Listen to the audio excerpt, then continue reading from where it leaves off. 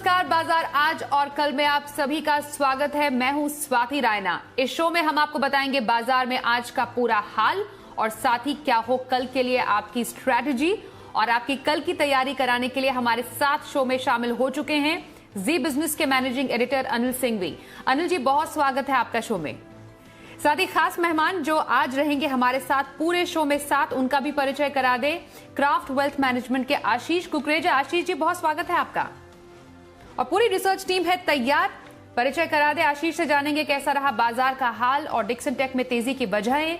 Waste life development में तेजी के ट्रिगर्स हमें बताएंगी सृष्टि। डीएलएफ क्यों फोकस में, जानेंगे मानसी से। और क्या कह रहे हैं एडवांस टैक्स पेमेंट के आंकड़े, हमें बताएंगे वरुण। सबसे पहले कारोबार पर एक नजर डाल लेते हैं। बाजार में आज बुल्स भरपूर जोश में नजर आए और निफ्टी और सेंसेक्स फिर से नया रिकॉर्ड बनाते हुए नजर आए। निफ्टी बैंक में भी काफी जोरदार तेजी हमें देखने को मिली। सुबह बाजार मजबूती के साथ खुले थे और फिर चौतरफा खरीदारी से पूरे दिन सेंटिमेंट मजबूत बना रहा और सेंसेक्स पहली बार 47,000 अंक के पार बंद हुआ। 124 अंकों के उछाल के साथ निफ्टी 13,873 के लेवल पर बंद हुआ। यह भी आपको बताएं कि अमेरिका में राहत पैकेज पर राष्ट्रपति डोनाल्ड ट्रंप के हस्ताक्षर करने और ब्रिटेन ईयू के बीच ट्रेड डील होने से बाजार के सेंटिमेंट पर काफी अच्छा असर पड़ा है। एफआईआई या डीआईआई के डेटा क्या कहते हैं उस पर भी एक नजर डालते हैं। एफआईआई यानी विदेशी संस्थागत निवेशकों ने कैश मार्केट में आज 1,584 करोड़ रुपए की खरीदारी की है। वहीं डीआईआई यानी घरेलू संस्थागत निवेशकों ने 1,387 करोड़ रुपए की बिकवाली की है। एडिटर स्टेक के लिए अनिल जी आपके पास आ रहे हैं। बाजार में तेजी का दौर आज भी रहा जारी। सेंसेक्स निफ्टी में हमने देखा दोनों ने रिकॉर्ड हाई बनाए। आज के सत्र को कैसे समझें? साल के आखिरी हफ्ते की शुरुआत भारतीय बाजारों ने बेहद दमदार तरीके से की। खुलते ही निफ्टी और सेंसेक्स ने एक बार फिर से रिकॉर्ड हाई बनाया और न सिर्फ सुबह सुबह 9:15 पर रिकॉर्ड बना, बल्कि 3:30 पर जब भारतीय बाजार बंद हुए तब भी एक रिकॉर्ड बना और वो रिकॉर्ड था क्लोजिंग बेसिस पर। जी हां, जिन लेवल्स पर भारतीय बाजार आज बंद हुए वो रिकॉर्ड हाई क्लोजिंग है। 13,873 की निफ्टी पर और सेंसेक्स 47,353 पर रिकॉर्ड स्टोरों पर बंद हुआ है। उससे पहले 13,885 का हाई निफ्टी ने दिन के दौरान बनाया और 47,400 के पार सेंसेक्स भी निकला। निफ्टी बैंक भी 23 मार्च के लो से अब तक सबसे हाईएस्ट क्लोजिंग देते हुए नजर आया, 30,880 की। 32,600 का जो अब तक का हाई है उसके बेहद करीब पहुंचने की कोशिश बैंक निफ्टी की भी होती हुई दिख रही है, अब वहां से ज्यादा दूर नहीं। इस रिकॉर्ड ऊंचाई के पीछे जो खास वजह थी तेजी की, सबसे पहले तो ग्लोबल मार्केट से मजबूत संकेत। गुरुवार को अमेरिकी बाजार मजबूत थे और ब्रेक्जिट डील होने की खुशी में और साथ ही ट्रंप द्वारा स्टिमुलस पैकेज पर मान जाने के चलते ग्लोबल मार्केट्स मजबूत थे। डाउ फ्यूचर्स मजबूत हुए, दुनिया भर के बाजारों में अच्छी तेजी बनी। यूरोप मजबूती के साथ खुला और अमेरिका में एक मजबूत सेशन होगा, ये भरोसा 3:30 बजे बाजार बंद होने के वक्त हम सबको था। इससे जोश आता हुआ दिखा। दूसरा, एफआईआई की दमदार खरीदारी और गुरुवार के सेशन में एफआईआई ने न सिर्फ कैश मार्केट में खरीदारी की बल्कि दम लगाकर इंडेक्स फ्यूचर्स भी खरीदे। इससे भी लग रहा है कि और तेजी होगी। तीसरा कारण था शॉर्ट कवरिंग का। लगातार तेजी के चलते पिछले 4 दिनों से जो एक्शन बना है बाजार में, शॉर्ट्स और बन चुके हैं और वो शॉर्ट धीमे धीमे कवर होने की तैयारी में। जो कमजोर लॉन्ग पोजीशन थी वो खत्म हो चुकी है, शॉर्ट्स जो थे अब वो कवर होते हुए दिख रहे हैं। और चौथा, तकनीकी तौर पर बाजार बेहद मजबूत होते दिख रहे हैं, एक के बाद एक लेवल्स को आसानी से पार करके टिक रहे हैं। और आज की खास बात तो ये भी रही कि दिन के दौरान कोई ऐसा खास करेक्शन आया नहीं। पांचवा और सबसे बड़ा कारण जो आज भारतीय बाजारों में मजबूती का रहा वो चुनिंदा कंपनियों के जो एडवांस टैक्स के आंकड़े सामने आए वो चौंकाने और खुश करने वाले हैं। कई सारे बैंक्स, कई सारी दिग्गज कंपनियों में दम लगाकर बड़ा एडवांस टैक्स भरा है 15 दिसंबर की डेडलाइन में। इसका मतलब साफ है कि आने वाले समय में भी आपको कंपनियों की कमाई में कमी नहीं, बढ़ोतरी आती दिखेगी और फंडामेंटल्स मजबूत है। और अगर कमाई कंपनियों की बढ़ती तो वैल्यूशंस जो थोड़े महंगे नजर आ रहे हैं उसकी चिंताएं कम हो सकती है। इसने भी बाजार में जोश भरा। तो ये सारे फैक्टर्स हैं जिन्होंने साल के आखिरी हफ्ते की दमदार शुरुआत की और दिन के हाईएस्ट पॉइंट पर लाइफ टाइम हाई पर जाकर बाजार बंद होने में कामयाब रहे। जी बिल्कुल अनिल जी, अब कल के लिए क्या खास तैयारी करनी चाहिए, क्या स्ट्रैटेजी रखें और निफ्टी बैंक निफ्टी के अहम लेवल्स क्या होंगे ये भी हम आपसे समझेंगे। उससे पहले जो आज बाजार में हमें एक्शन नजर आया, किन वजहों से एक्शन नजर आया है, कौन से स्टॉक स्पेसिफिक मूवमेंट आज हमें देखने को मिले, ये समझने के लिए आशीष का रुख करते हैं। आशीष, जरा बताएं आज खबरों के चलते कहां पर सबसे ज्यादा एक्शन था? देखिए, हफ्ते के पहले कारोबारी दिन बाजार में बढ़िया तेजी देखने को मिली। ऑलमोस्ट ऑल टाइम हाई के करीब अगर आप देखें तो बाजार में क्लोजिंग रही। निफ्टी के मुकाबले निफ्टी बैंक में देखिए आउट परफॉर्मेंस जारी देखने को मिल रहा है। 1.5% की बढ़त यहां पर देखने को मिली। निफ्टी और सेंसेक्स करीब 1% की बढ़त के साथ बंद हुए। लेकिन स्टॉक स्पेसिफिक एक्शन भरपूर है बाजार में। खासतौर पर अगर आप देखें तो स्मॉल कैप और मिड कैप स्टॉक से बढ़िया पार्टिसिपेशन देखने को मिल रहा है। सबसे पहले वो स्टॉक्स की चर्चा कर लेते हैं जो हमने आपको जी बिजनेस पर बताए थे। सबसे पहला स्टॉक होगा टाटा मोटर्स। ये स्टॉक आपको सुमित जी ने बताया। यहाँ पर दिन के दौरान बढ़िया उछाल देखने को मिला। इसके अलावा मोहम्मद लॉरी, ये स्टॉक आपको बताया था जी बिजनेस एक्सक्लूसिव खबर के तौर पर। आप देखें दिन के दौरान काफी तेज उछाल यहाँ पर देखने को मिला। इंडिया बुल हाउसिंग फाइनेंस, ये आपको स्टॉक बताया था राकेश कुणाल चार्ट कॉर्नर में। और हुतामा की पीपीएल जेन साहब के जेम्स में ये स्टॉक आपको बताया था और यहाँ पर बढ़िया तेजी देखने को मिली। सेक्टर स्पेसिफिक एक्शन की अगर आप बात करें तो कंज्यूमर ड्यूरेबल सेक्टर्स में पिछले 2 सत्रों से बढ़िया एक्शन देखने को मिल रहा है। कहीं ना कहीं डिक्सन टेक को लेकर जो खबर आई उसका एक असर देखने को मिला। साथ ही अब ऐसे भी उम्मीदें लगाई जा रही है कि जनवरी से कुछ प्राइस हाइक्स भी देखने को मिलेगी। इसका असर देखने को मिला आपको वर्लपूल में, हैवेल्स और साथ ही साथ डिक्सन टेक, यहाँ पर बढ़िया उछाल देखने को मिला। बैंकिंग स्टॉक्स की बात करें तो बाजार में एक बढ़िया पार्टिसिपेशन यहाँ देखने को मिला। खासतौर पर अगर आप देखें तो जो निजी क्षेत्र की बैंक है यहाँ पर बढ़िया खरीदारी देखने को मिली। RBL bank, Canara bank, state bank of India, PSU दिग्गज और साथ ही आईडीएफसी फर्स्ट बैंक, यहाँ पर भी खरीदारी देखने को मिली। मेटल स्टॉक्स में चमक बरकरार है। लगातार हम देख रहे हैं कि ग्लोबल संकेतों का भी एक सहारा मिलते हुए नजर आ रहा है। काफी दिनों के बाद जिंदल स्टेनलेस में एक ब्रेकआउट देखने को मिला। जेएसडब्ल्यू स्टील में बढ़िया तेजी देखने को मिली। सेल में रिकॉर्ड तेजी लगातार काफी दिनों से देखी जा रही है और नाल्को में भी अगर आप देखें तो खरीदारी का रुझान देखने को मिला। हाई बीटा एनबीएफसी, यहाँ पर भी देखिए खरीदारी का रुझान साफ नजर आया। इंडिया बुल हाउसिंग फाइनेंस के बारे में तो मैंने आपको बताया। इसके अलावा L&T finance, GIC housing finance ने काफी बढ़िया ब्रेकआउट किया। मुथूट फाइनेंस में भी अगर आप देखें तो खरीदारी देखने को मिली। सिर्फ एकमात्र फार्मा सेक्टर को छोड़ दे तो बाकी सभी सेक्टर में खरीदारी देखने को मिली। फार्मा में भी देखिए चुनिंदा नाम है, कुछ बायोकॉन है, कैडिला, यहाँ पर हल्की गिरावट रही। साथ ही जो नई लिस्टिंग है ग्लैंड फार्मा, यहाँ पर भी देखिए ज्यादा नहीं, थोड़ी बहुत आधे प्रतिशत के आसपास की गिरावट देखने को मिली। जी, बहुत शुक्रिया आपका आशीष, सेक्टर स्पेसिफिक डिटेल्स देने के लिए। हमारे आज के एक्सपर्ट आशीष कुकरेजा का रुख कर लेते हैं अब। आशीष जी, आज के कारोबार पर क्या राय है आपकी? जो हमने आज बाजार में एक अच्छी खासी मूवमेंट देखी है, उसके अलावा अगर शॉर्ट टर्म के लिए किसी को खरीदारी करनी हो तो कौन सा स्टॉक आप सजेस्ट करेंगे और मीडियम टर्म का नजरिया कहां पर रखा जा सकता है? देखिए, आई थिंक कोई डिफरेंट तो नहीं था आज का बाजार, कोई स्टैंड आउट तो नहीं था। बिल्कुल जिस तरीके का रुझान इस समय बना हुआ है मार्केट्स में, madness, I think the bull is crazy right now. So I think there is lot of liquidity coming in and obviously we know कि कहीं ना कहीं इस समय जो बाइंग, जो शॉर्ट हैंड्स हैं मार्केट के, वो कहीं ना कहीं परेशान हो रहे हैं। और पिछले फॉल जो एक दिन में आया उसमें, जैसे अनिल जी भी सही बात कर रहे थे कि वो वीक हैंड्स भी मार्केट में हल्के हुए। तो मार्केट अब पूरी बुल्स के गिरफ्त में है इस समय। So I think this will continue for some time, but at the same time market तब गिरता है जब आप उसको बिल्कुल एक्सपेक्ट नहीं कर रहे होते हैं। तो आपको हमेशा से अपनी पोजीशन को, अपने साइजिंग को, अपनी हेजिंग को उस तरीके से स्ट्रक्चर्ड रखना है। अब शॉर्ट टर्म के लिए अगर आप मुझसे कोई एक स्टॉक लेना चाहे तो कैश स्टॉक्स ही अभी अच्छे लग रहे हैं। और जहां पे अभी भी हमें लगता है कि अपसाइड बहुत बाकी है या मार्केट की नजर में नहीं आया है वो स्टॉक, उनमें से एक स्टॉक जो हमने लिया है वो है मिंडा कॉर्प। ये एक फ्लैगशिप कंपनी है स्वाति, जो स्पार्क मिंडा ग्रुप की है और ऑटो एंसिलरी स्पेस की एक बहुत अच्छी कंपनी है। इसके साथ जो एक इशू था, उनका जो ग्लोबल बिजनेस था उसको इस कंपनी ने हाइव ऑफ कर दिया है। तो अब जो मिंडा कॉर्प है, जिसको हम समझते हैं, देखते हैं, परखते हैं, उसका 85% जो बिजनेस है वो इंडिया से आता है और सिर्फ 15% बिजनेस है जो बाहर से आता है। और ये बहुत स्ट्रांग ओईएम प्लेयर है इंडिया में।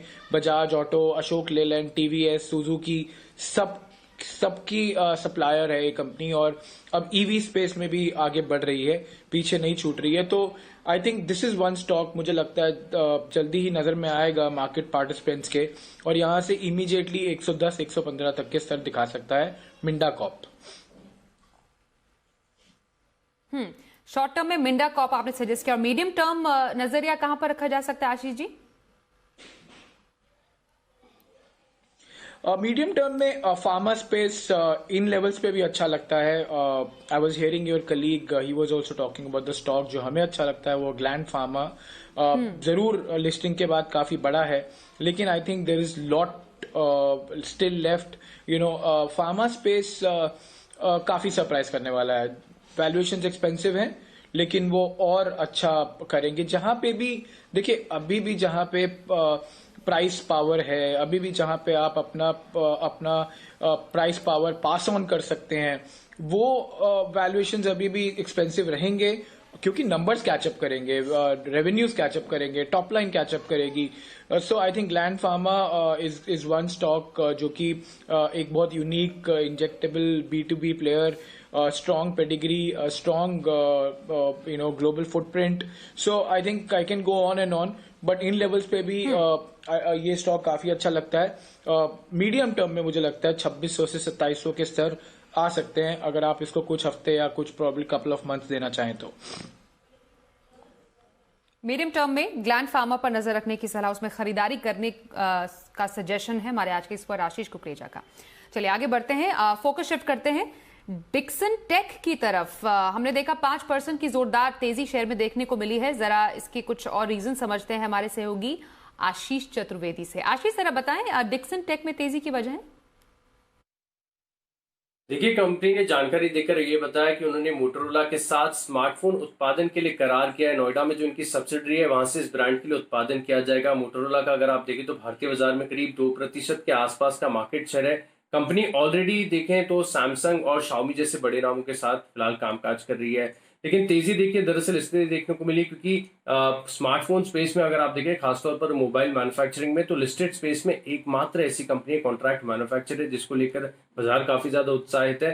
खासतौर पर अगर आप देखें तो जिस तरीके से सरकार की तरफ से इस पूरे सेक्टर को बढ़ावा मिला है, PLI स्कीम की घोषणा की गई, माना जा रहा है कि जो मोबाइल एक्सपोर्ट्स हैं इनकी जो क्षमता है करीब 6 गुना बढ़ा दिया जाएगा. ना कि सिर्फ डोमेस्टिक कंजम्पशन के लिए, एक्सपोर्ट पर भी सरकार काफी ज्यादा प्रयास कर रही है. इसका भी असर देखने को मिला. और अच्छी बात यह है कि देखिए ग्रोथ के प्रोस्पेक्ट्स काफी शानदार नजर आ रहे हैं और जो मैनेजमेंट है वो भी बढ़िया कॉन्फिडेंट है. पिछले क्वार्टर में जब हमने कॉर्पोरेट रडार में इनके मैनेजमेंट से बात की थी, तब उन्होंने बताया कि फिलहाल जो है ज्यादातर आय इन कंपनी की जो है वो टीवी मैन्युफैक्चरिंग से आती है, लेकिन अगले 3 साल में मोबाइल मैन्युफैक्चरिंग सबसे बड़ा सेगमेंट हो जाएगा. और फिलहाल अगर आप देखें तो कंपनी करीब 4000 करोड़ के आसपास की आय करती है और ये इनका लक्ष्य है कि अगले 5 साल में आप देखें तो 25,000 से लेकर 30,000 करोड़ तक की जो आय है इसका लक्ष्य कर रही है जो मैनेजमेंट है. यानी कुल मिलाकर देखा जाएगा तो सरकार इस पूरे सेक्टर के लिए प्रयास कर रही है, कंपनी नई नई कोलैबोरेशंस कर रही है, मैनेजमेंट पॉजिटिव है और इसका असर जो आपको स्टॉक प्राइसेस पर भी देखने को मिला. बहुत शुक्रिया आशीष, डिक्सन टेक पर ये पूरी जानकारी हम तक पहुंचाने के लिए. इनफैक्ट एक और स्टॉक रहा वेस्ट लाइफ डेवलपमेंट, जहां पर हमें अच्छी खासी तेजी देखने को मिली. सृष्टि का रुख करते हैं हमारी सहयोगी सृष्टि. वेस्ट लाइफ डेवलपमेंट में जो तेजी नजर आ रही है, किन वजहों से है? स्वाति, वेस्ट लाइफ डेवलपमेंट में एक पॉजिटिव डेवलपमेंट हुआ है. कंपनी ने नए स्टोर्स खोलने की दोबारा से शुरुआत की है. मुंबई और कोची में कुल मिला के वो 3 नए मैकडॉनल्ड्स के स्टोर खोल रही है और अगर मार्च 2020 के बाद देखें तो कुल 4 नए स्टोर्स कंपनी ने खोले हैं, जो कि 31 दिसंबर 2020 से ही चालू होते हुए नजर आएंगे. कोरोना और लॉकडाउन की दिक्कतों के चलते हमने देखा था कि कंपनी के कामकाज पे भारी असर देखने को मिला था, जिसके तौर पे फाइनेंशियल ईयर 21 की दूसरी तिमाही में कंपनी ने कुल 9 स्टोर्स बंद किए थे. पर अब मैनेजमेंट का भी ये कहना है कि वो काफी अच्छी ग्रोथ देख रहे हैं और आगे जाके भी उनको कामकाज में बेहतर रिकवरी की उम्मीद है, जिसके चलते वो नए स्टोर्स भी अपनी लिस्ट में ऐड कर रहे हैं और अब कंपनी के पास कुल 315 स्टोर्स हो चुके हैं. साथ ही खर्चों पे कटौती पे भी कंपनी का पूरा फोकस है.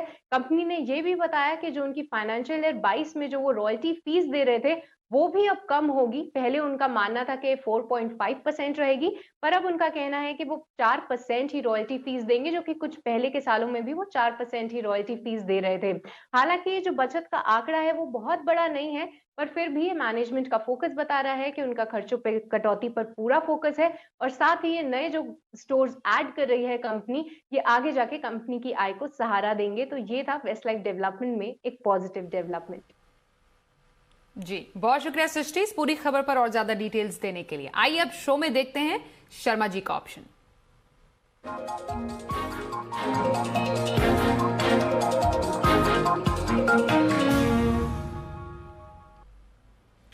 HDFC सिक्योरिटीज के वीके शर्मा जी हमारे साथ फोन लाइन पर है। शर्मा सर, बहुत स्वागत है आपका शो में। कौन से ऑप्शन की स्ट्रैटेजी आज आप बताने वाले हैं दर्शकों को?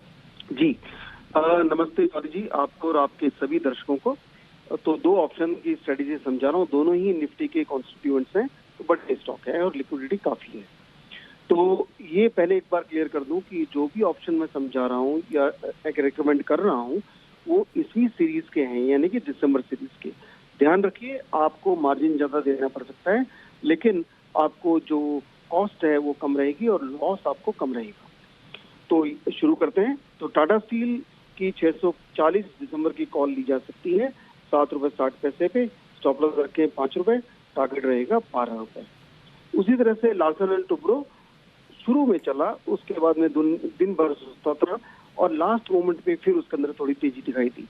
ऐसा लगता है अक्सर 3 बजे के बाद जो तेजी आती है वो अगले दिन भी जारी रहती है। तो यहाँ पे 13 की कॉल लार्सन टुब्रो की ले ₹14.30 पे खरीदी जा सकती है। स्टॉप लॉस रहेगा ₹9 का, टारगेट रहेगा ₹26 का। ऑब्वियसली 31 दिसंबर को ये सब एक्सपायर हो जाएगा, तो एक्सपायर होने दीजिए। और अगर ये समझ लीजिए कि आपने कॉल खरीदी और वो बहुत ऊपर ही जा रहा है, तो फिर लास्ट मोमेंट पे प्रॉफिट बुक करने की भी सलाह है। धन्यवाद, जय हिंद। कल के लिए स्ट्रैटेजी बनाने का वक्त आ चुका है। शो में सीधे रुक करेंगे अनिल जी का। अनिल जी, कल बाजार के लिए कितना अहम दिन हो सकता है? कहां से ट्रिगर मिलेंगे? निफ्टी बैंक निफ्टी के लिए अहम लेवल्स क्या होंगे? जहां तक कल के बाजारों का सवाल है, उम्मीद तो यही कि ग्लोबल मार्केट्स के संकेत मजबूत रहेंगे, और रहे तो बहुत अच्छी बात है, ना रहे तब भी भारतीय बाजारों में तो गिरावट में खरीदारी का मौका ही है। तुरंत जो बाजारों के लिए सपोर्ट लेवल है वो अब शिफ्ट होता दिख रहा है। कल इंट्राडे के बेसिस पर देखें तो 13,750 13,800 निफ्टी पर मजबूत सपोर्ट के तौर पर काम करेगा। और अगर पोजिशनल अब से लेकर आप एक्सपायरी तक देख रहे हैं तो 13,600 13,625 रॉक बॉटम के तौर पर आता हुआ दिख रहा है। ऊपर 14,000 के आसपास हल्की रुकावट का लेवल है। जिस तरह की वायदा कारोबार की पोजीशन है और जिस तरह से फ्लोज बन रहे हैं, जिस तरह से ग्लोबल मार्केट्स अगर मजबूत रहते हैं, तो 14,000 टच करके उसे पार करने की भी तैयारी अब से लेकर एक्सपायरी तक की बाजार की हो सकती है। फिलहाल 13,975 14,000 हल्का सा लेवल है जहां पर बाजार थोड़ा रुकने या सांस लेने की कोशिश कर सकते हैं, विश्राम ले सकते हैं आगे बढ़ने के पहले। ये तो बात हुई निफ्टी की। बैंक निफ्टी का जहां तक सवाल है, बैंक निफ्टी भी अच्छी मजबूती के साथ आगे बढ़ता हुआ नजर आ रहा है। तो 30,400 30,550 बैंक निफ्टी पर कल मजबूत सपोर्ट के तौर पर काम करेगा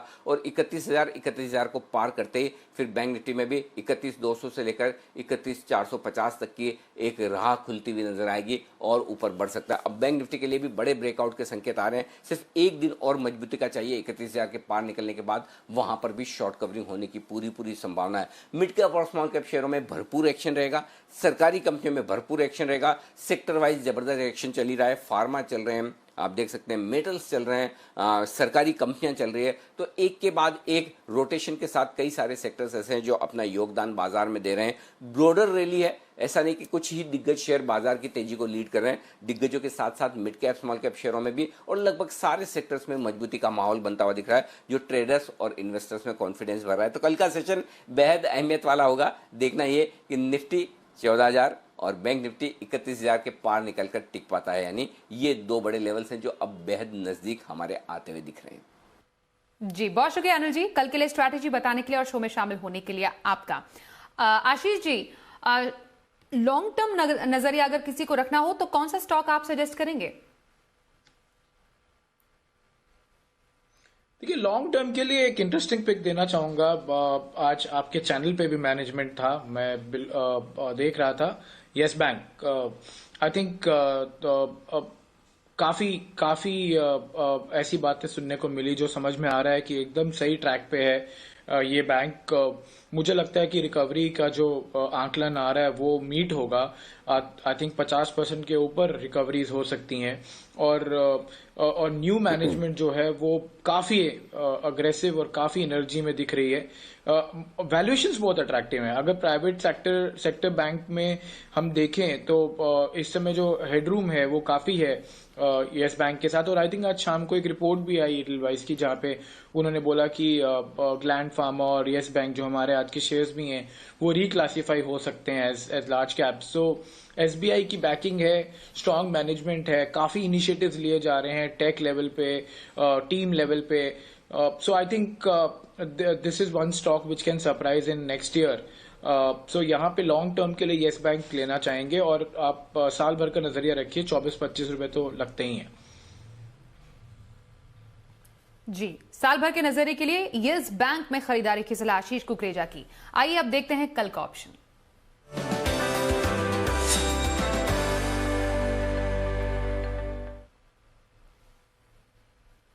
मोतीलाल ओसवाल के चंदन तापड़िया है हमारे साथ फोन लाइन पर। चंदन जी, बहुत स्वागत है आपका शो में। ऑप्शन के जरिए कल कहां पर स्ट्रैटेजी बनाएं?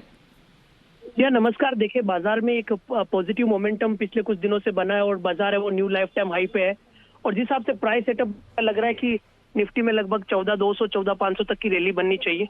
और आप देखोगे यहाँ पे इंश्योरेंस कंपनीज में लगातार पॉजिटिव मोमेंटम है और कंस्ट्रक्शन रिलेटेड कंपनीज है, वहाँ पे लगातार अपमूव बना हुआ है। तो सबसे पहला जो ट्रेड रहेगा वो एचडीएफसी लाइफ में रहेगा, और ऐसा लग रहा है कि इंश्योरेंस कंपनी में पॉजिटिव मोमेंटम रहेगा और एचडीएफसी लाइफ अपने जो न्यू लाइफ टाइम हाई है उनको पार करता हुआ नजर आएगा। तो यहाँ पे 700 की जो एचडीएफसी लाइफ की कॉल है अगले महीने की, यानी कि जनवरी मंथली एक्सपायरी की, उसको लिया जा सकता है। ये 20 रुपए के आसपास क्लोज हुई है, 13 रुपए का स्टॉप लॉस लगाना चाहिए और ये कॉल लगभग 34 रुपए तक जानी चाहिए। और जो दूसरा ट्रेड है वो रहेगा टाइटन का। टाइटन में एक मेजर ब्रेकआउट हुआ है और स्टॉक लगातार series on series basis, week on week basis higher top higher bottom formation बना रहा है। तो यहाँ पे जो जनवरी मंथ की 1600 की कॉल है वो लेनी चाहिए, 40 रुपए के आसपास है, 28 रुपए का स्टॉप लॉस, ये कॉल 65 रुपए तक ऊपर में जानी चाहिए। जी, बहुत शुक्रिया चंदन जी कल के लिए ऑप्शन स्ट्रैटेजी बताने के लिए। साथ ही आशीष जी, आपका भी बहुत शुक्रिया, आप शो में आज शामिल हुए हमारे साथ, और हमारे सभी सहयोगियों का भी शुक्रिया हम तक एक्सक्लूसिव खबर और रिसर्च पहुंचाने के लिए। आज के लिए शो में बस इतना ही। कल होगी फिर से मुलाकात, बताएंगे कमाई के ढेरों मौके। बाजार का लाइव एक्शन देखने के लिए सुबह 7 बजे से जुड़िए जी बिजनेस के साथ। फिलहाल दीजिए इजाजत, नमस्कार।